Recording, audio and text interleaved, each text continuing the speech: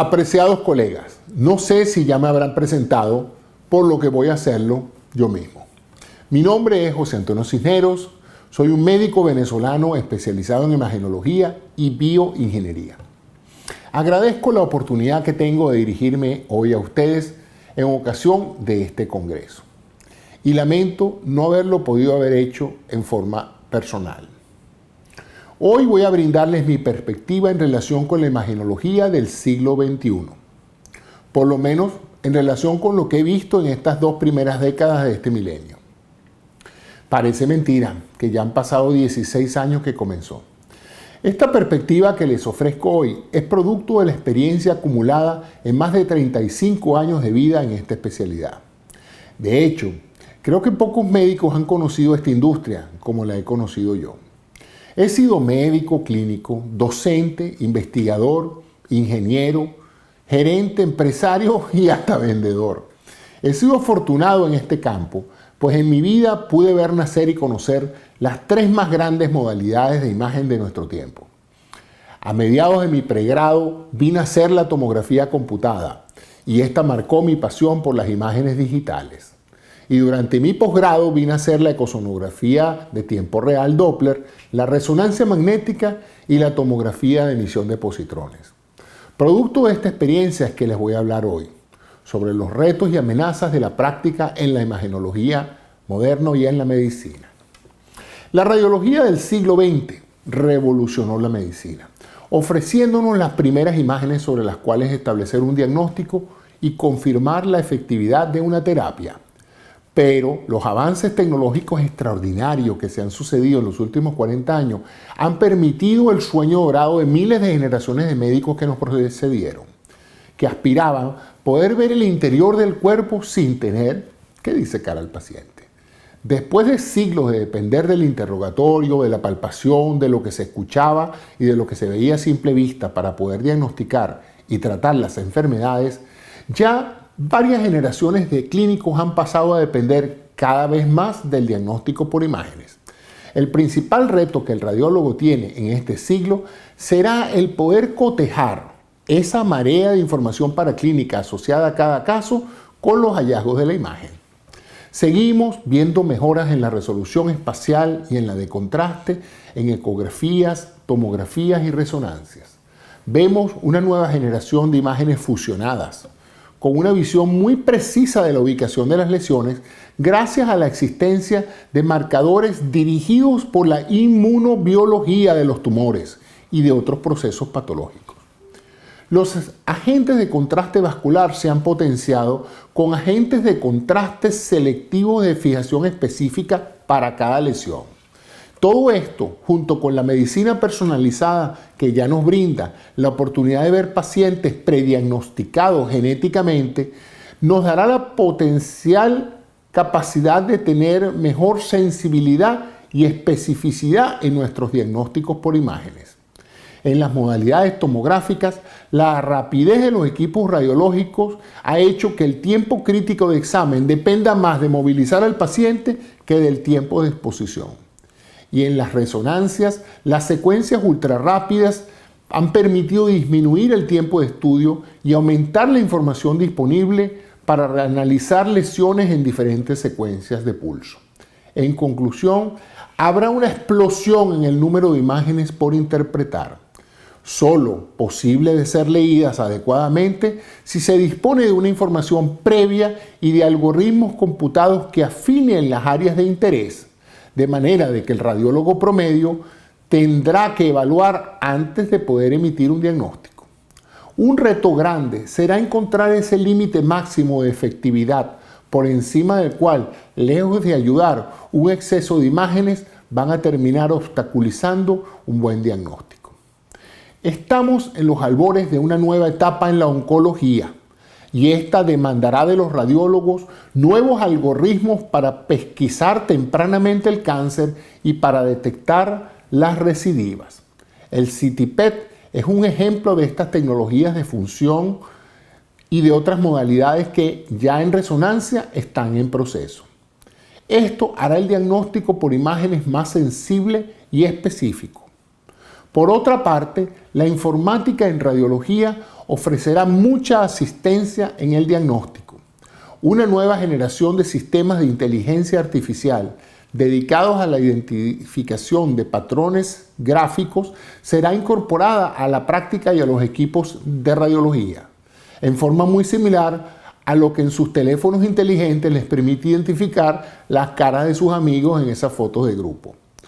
Todo esto es muy excitante y ciertamente monumental, una fascinante combinación de la medicina con la tecnología.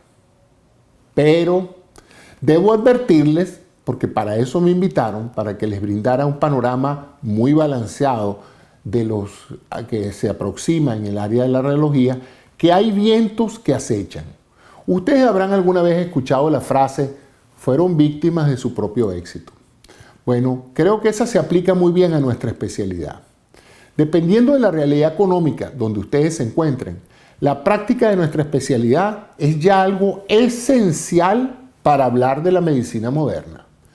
Ya esta dependencia en los métodos paraclínicos, en los laboratorios y en el diagnóstico por imágenes ha generado dos fenómenos interesantes en la tradicional práctica de la medicina. Primero, una progresiva falta por la elaboración de una adecuada y exhaustiva historia clínica. Y segundo, la pérdida de habilidades para realizar ese diagnóstico clínico que históricamente siempre fue muy efectivo.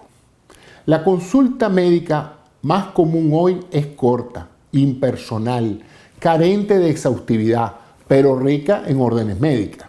Muchas veces sin orientación alguna para que sea otro el que facilite el diagnóstico o lo confirme. Esto no lo digo yo, lo dicen los pacientes como queja habitual del deterioro progresivo en la calidad del acto médico. Las presiones económicas por hacer más productiva y lucrativa la profesión médica nos están obligando a realizar consultas cada vez más cortas y con una mayor utilización de estudios adicionales para iniciar o para completar una terapia. Por este motivo y por muchos otros, el diagnosticar y tratar a los pacientes hoy es más costoso que nunca. Usando una frase que escuché recientemente en un congreso médico, alguien comentó, en mi hospital nos damos cuenta de que a un paciente le falta una pierna cuando la tomografía reporta que el miembro derecho se encuentra ausente en la imagen. Esto, que parece un chiste, refleja situaciones donde un paciente es llevado a tomografía sin que ni siquiera alguien se haya percatado del examen físico. Esta realidad ha expandido los estudios de imagenología, abriendo un mercado inmenso para nuestra especialidad. Muchos nos consideran los más beneficiados de la tecnología médica en virtud de que nuestros instrumentos son cada día más confiables y más fáciles de interpretar, más solicitados en nuestros servicios. Esta realidad ha traído a muchos médicos a considerar la imagenología como una excelente escogencia profesional. Es bien remunerada y siempre estará en gran demanda. Cada día se precisan más imagenólogos y el campo se expande con la radiología intervencionista. Y esto a pesar del intrusismo de muchos especialistas que también hacen diagnóstico por imágenes. La especialidad, por tanto, está en una situación robusta y de gran crecimiento. ¿Qué más podemos pedir? En América hay un dicho, ten cuidado con lo que pidas porque te lo pueden conceder. La frase, aparentemente inocua, recoge la situación de haber deseado mucho algo y que una vez obtenido lo que se deseaba, los efectos colaterales nos hagan frustrar la emoción del triunfo. Sería muy irresponsable de mi parte dejarles con esta visión entusiasta del futuro de la especialidad sin reseñar o comentar los efectos colaterales que se están creando y que pueden crear frustraciones profesionales, a consecuencia de estas tecnologías que amamos y usamos a diario.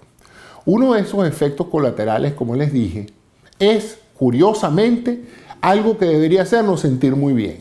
Y esto es que los clínicos confían cada vez más en nuestra capacidad de diagnosticar con precisión.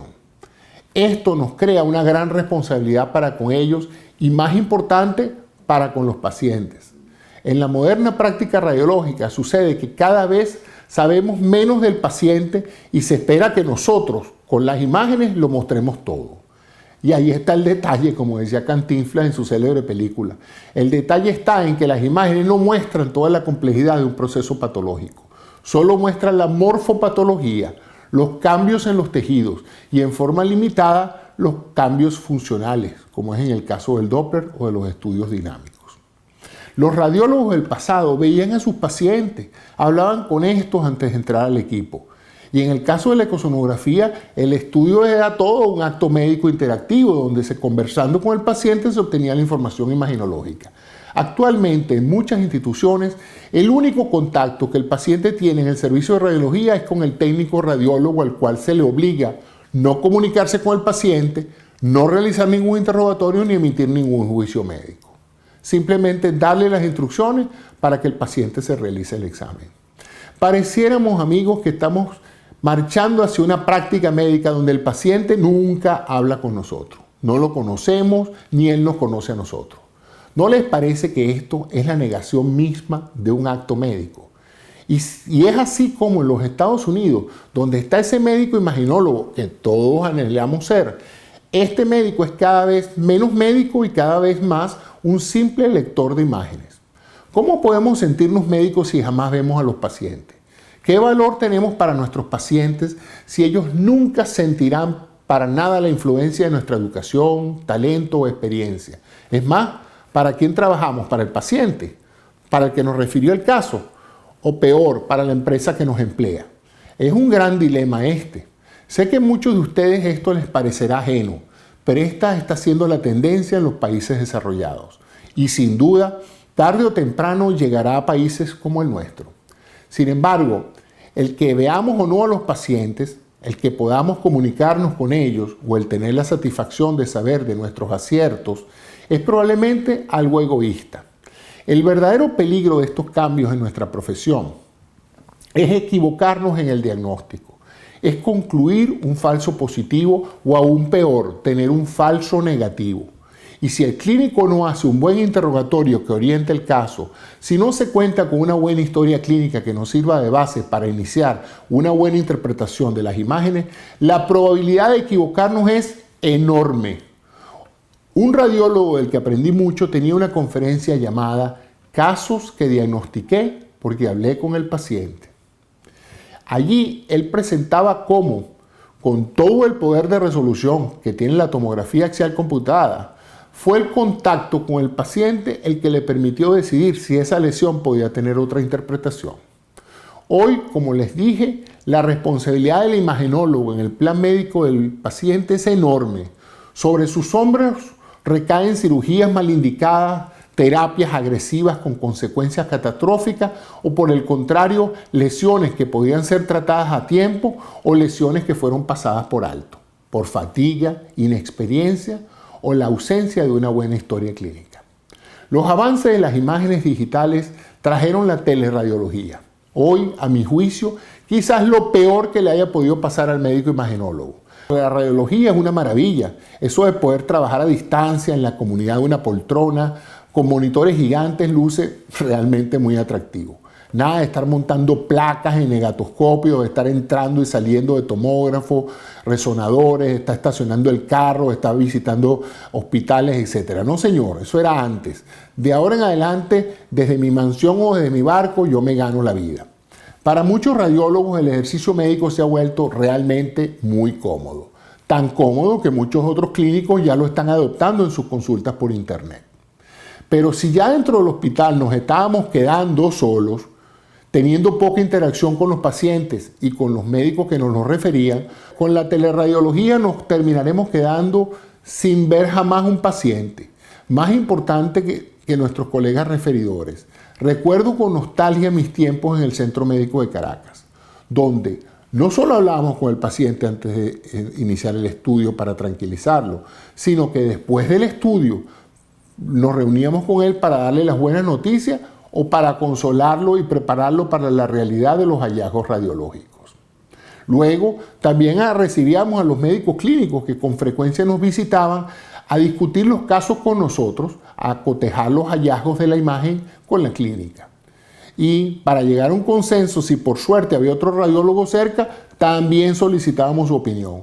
Recuerden, varias cabezas piensan mejor que una. Y el paciente finalmente se beneficiaba de esta dinámica intelectual y de este diálogo entre médicos.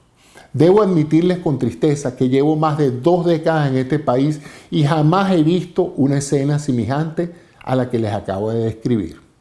Me han realizado múltiples estudios como paciente y jamás he visto un radiólogo en persona. Me pregunto si de verdad esos que llaman radiólogos existen o son simplemente duendes que en sus cuartos oscuros hacen magia con las imágenes y reportan resultados muchas veces sin concluir nada. Nada que los comprometa con un diagnóstico firme. ¿Será que hemos pasado a ser una suerte de jueces que no emitimos sentencia? ¿Y el paciente qué? Bueno, más confundido que nunca. Así, queridos colegas, estos son los vientos que azotan en la profesión. Vientos que cada día nos alejan cada vez más del arte de la medicina. En conclusión, el futuro es vibrante. La demanda por el diagnóstico por imágenes crece sin parar. La tecnología es cada vez más precisa y confiable. Pero si descuidamos nuestro arte, si descuidamos la educación clínica que recibimos y no exigimos un sistema confiable de comunicación con el clínico y con el paciente, cometeremos cada vez más errores con consecuencias devastadoras para nuestros pacientes. Tratemos de recordar que no tenemos casos, tenemos pacientes, no tenemos un abdomen, un cuello o un cerebro por diagnosticar. Tenemos un ser humano y estamos diagnosticando sobre las imágenes de sus órganos. Todos nosotros estudiamos medicina por 3 razones: servir al prójimo promoviendo su salud, ayudar al enfermo a curarse o aliviar su sufrimiento y estudiar científicamente el ser humano y su biología. No olviden jamás las razones que nos hicieron médicos. No dejemos que la especialidad que escogimos nos aleje realmente de ser médicos. No permitamos que ese contacto humano que ha definido el arte de la medicina por siglos sea sustituido por la ilusión cibernética de creer que ver una imagen es ver un paciente. En ustedes está la responsabilidad del futuro de esta especialidad. Pienso que deben exigir y exigir el ocupar un lugar prominente en el equipo de salud y en ganarse ese lugar. Un lugar como médicos interactivos tanto con los clínicos como con los pacientes. Pienso que deben luchar por no alejarse de los pacientes, no permitir que gerentes o empresarios los acorralen en la simple tarea de producir dinero leyendo imágenes. Eviten la tentación de trabajar a distancia.